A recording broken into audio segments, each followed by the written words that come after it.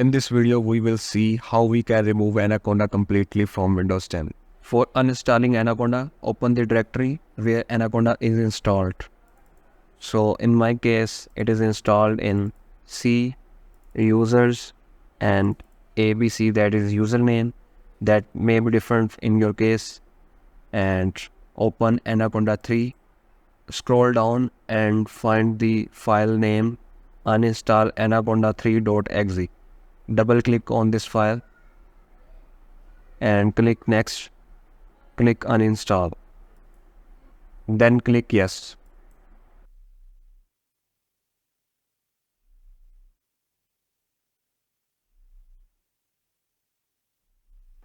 Now uninstallation is completed.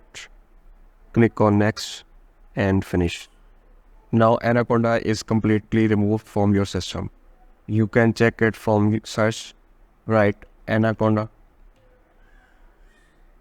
So there is no file related to Anaconda in your system. In this way, you can uninstall Anaconda from your system completely. Thanks for watching. Please subscribe to our channel.